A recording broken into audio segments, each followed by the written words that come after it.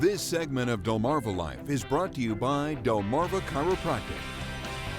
It's a way of life for so many people. The alarm goes off, you step out of bed, and you feel it, that aching pain in your back. You know, it's absolutely debilitating. In fact, Global Burden of Disease reports low back pain is the single leading cause of disability worldwide. 1/2 of all working Americans say they have back pain every year. So it should come as no surprise that back pain is one of the most common reasons for missed work. Experts believe as many as 80% of the population will have back problems at some point in their life. Now, sometimes you can pinpoint what caused the back pain. You know, I remember one day I was doing yard work for my grandmother, lifting heavy bags of dirt, a lot of raking, and then just a simple turn tweaked it. Yep. I was down, I was out, I had to call my mom and sister, say, come pick me up, I can't move. It was horrible. Goodness. Well, that's one way to do it. And another way, sometimes when I just work out too much in the gym, you know, I get that back pain as well. You know, there are many causes of back pain.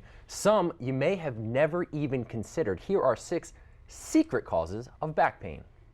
This is stabbing pain. Aline Eckert doesn't know what caused her back to start hurting, but like 45% of all women, she suffers from back pain that has persisted for years. And it just got more and more painful. Professor of Physical Therapy and Orthopedic Surgery Linda Van Dillen says there are stressors that can set off back pain that have little to do with your back. Smoking changes the circulation, and circulation contributes or gives nutrients to all of the structures in your body. Your mood can make you ache. A recent study published in Pain magazine shows the odds of having lower back pain were 1.6 times higher for subjects with symptoms of depression. Anxiety can also be a culprit.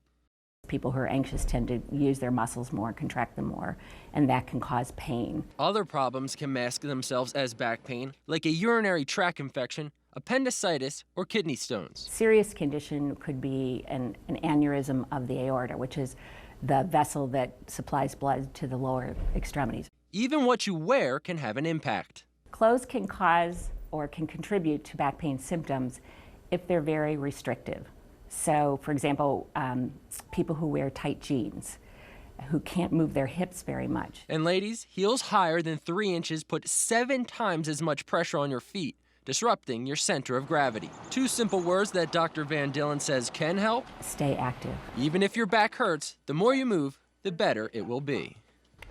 Also, slouching puts an extra 100 pounds of stress on the lower back, resulting in muscle fatigue and the onset of back pain. And get this, for every inch your head drops forward as you're slouching, the stress on your spine increases by 10 pounds. Wow, so get those shoulders back, sit up straight. But we're not just talking about adults here. Our kids can put quite a bit of strain on their back too, particularly during this time of year. Yeah, that's because they're lugging around their backpacks. I mean, have you ever picked up one of those things? I don't know how some of them carry them all day long, but it's not just the weight of the backpack that can cause harm, but also how they carry it. I spent some time with the folks at Delmarva Chiropractic to find out how to prevent back pain. If you're looking to move something from point A to point B, chances are you'll have to carry it. But at what cost to your body?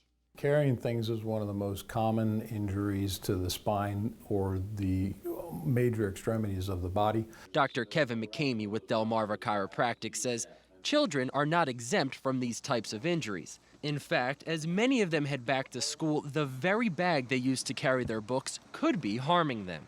Over 5,400 children were treated in emergency rooms in this country last year alone for backpack injuries, and about 60% of the children carrying backpacks are carrying too much weight in the backpack. So how much is too much? Well, the American Chiropractic Association recommends that a backpack not weigh more than 10% of a child's body weight. Anything more than that, and Dr. McCamey says, you could be putting your child at risk. The first and foremost thing that happens is children are carrying too much weight, and so they're not able to walk correctly, so they trip and fall. Most of the injuries come from stumbles, and they fall with the backpack on top of them. And the falls can cause fractures or even other injuries to the spine. Another cause for concern is not wearing the backpack correctly. Loading one shoulder unevenly and placing all of that weight on the one shoulder, compressing the structures of the shoulder and stretching out the muscles of the neck and causing damage to the nerves. That's why Dr. McCamey says it's important to wear the straps over both shoulders, with the weight evenly distributed. Shoulder straps being worn incorrectly across the shoulders and shoulder injuries, or compression or traction of the small nerves that run from the neck underneath the shoulder blades and out to the arms and the hands. It can cause pain in the shoulders. It can even cause numbness and tingling in the arms and hands, and some, in advanced cases, could cause weakness in the child's hands. Last but not least, Dr. McCamey says to make sure the straps are tight enough so that the backpack hangs in the middle of the back.